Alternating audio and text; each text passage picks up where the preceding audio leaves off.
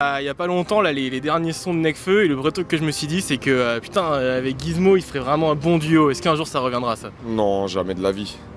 Parce que maintenant que, tu sais, avant on avait une certaine cohésion de machin, de trucs, mais maintenant que je suis devenu plus fort que lui, ce sera jamais comme avant. Même dans 10 ans? Même dans 10 ans. On était sur la même longueur d'onde, on avait bien accordé nos violons, on se talonnait, tu vois. Aujourd'hui, je suis devenu beaucoup trop fort pour que ça donne le même impact qu'avant. Le seul qui est présent sur le projet, c'est pas n'importe lequel, c'est Nekfeu, c'est un morceau à deux pas.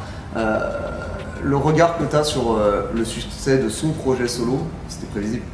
Depuis toujours, depuis que la première fois où j'ai entendu, il m'a fait écouter un son à lui, je savais qu'il allait marcher, tu vois ce que je veux dire. Donc il y a pas de, j'ai aucune surprise. Et pourquoi? C'est quoi? C'est le personnage ou c'est le talent artistique? L'équation totale, quelqu'un qui sait rapper, que les meufs kiffent, en plus qui a du charisme, qui a une bonne voix et qui sait faire plein de choses différentes, il va pas rester bloqué sur un type de sonorité. Il a une bonne note dans tout, tu vois ce que je veux dire. Donc ça me surprend clairement pas. Featuring maintenant à Nekfeu. Ouais, mon gars, ça c'est mon gars fort. Déjà, c'est un génie ce mec-là. Quand on écoute le morceau tout à l'heure, je te parlais de mélodie, etc. Ouais. Alors que là, par exemple, on est dans un morceau qui est beaucoup plus banger, turn-up. Justement, il s'appelle turn-up. Ouais, il est énervé. C'est un morceau que je mettrais, on va dire, dans une famille. Hein, quand je dis la famille, avec Doute. Ouais, Doute. C'est mon son, Doute. Doute, c'est mon son.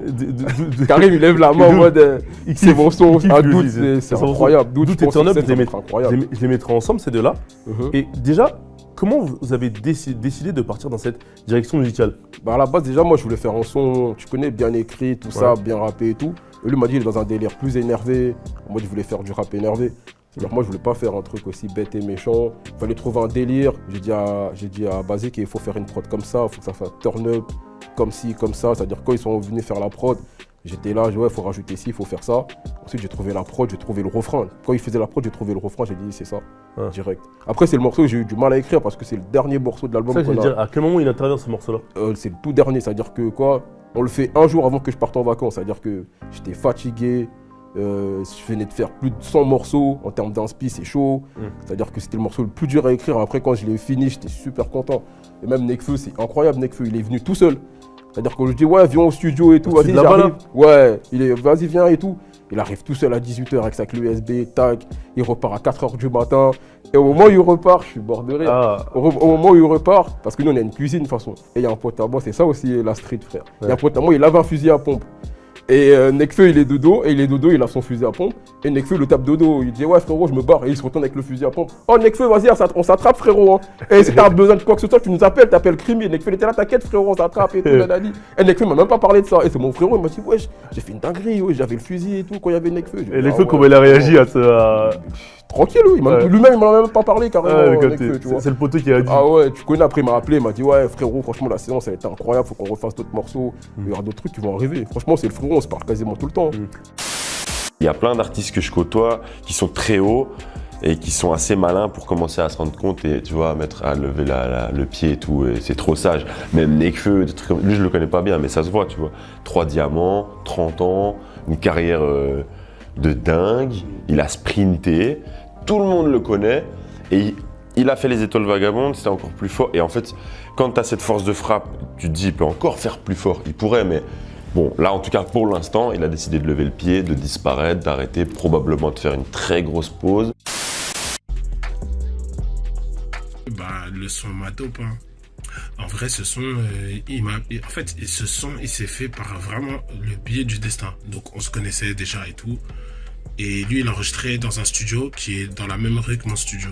Donc, du coup, moi, je sors, je le vois. Je dis, ah, truc de fou et tout, ça va, non, qu'est-ce que tu fais là et tout. Il me dit, oh, j'enregistre là-bas et tout. Il était en train d'enregistrer son album Feu. Je dis, ah, ok. Et il me dit, toi, tu fais quoi? Je dis, bah, c'est là mon studio et tout. Et je dis, vas-y, viens. Et donc, il vient, tac, je fais écouter des sons. Il me rappelle quoi, un jour plus tard, il me dit, ouais, putain, j'ai un son et tout, je suis en train de faire mon album et tout ça. Et j'ai un son, vas-y, c'était chaud, tu jammes dessus. Après, je suis pas sûr du son, tout ça.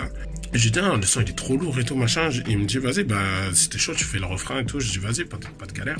Et en fait, je prépare un refrain sur mon ordi et tout ça, parce que je travaillais comme ça à l'époque et tout. Je prépare un truc, un yaourt et tout. Le jour où je dois aller au studio, mon ordi tombe en rade, complet. Donc je l'appelle, je lui dis, mec, c'est chaud. J'ai perdu mon refrain, tout ça, c'est galère et tout, machin. sachant que lui, il avait pas beaucoup de temps pour faire rendre les pistes et tout. Il me dit, c'est quoi, c'est mort du coup? Et je lui dis, non, c'est pas mort, si tu veux, je viens. Mais j'ai pas le refrain. Et le refrain, il était lourd, hein. Franchement, le refrain était lourd. Et il me dit, vas-y, bah viens, et vas-y, on voit. Et au final, j'ai refait un truc sur place et tout. On a travaillé le truc.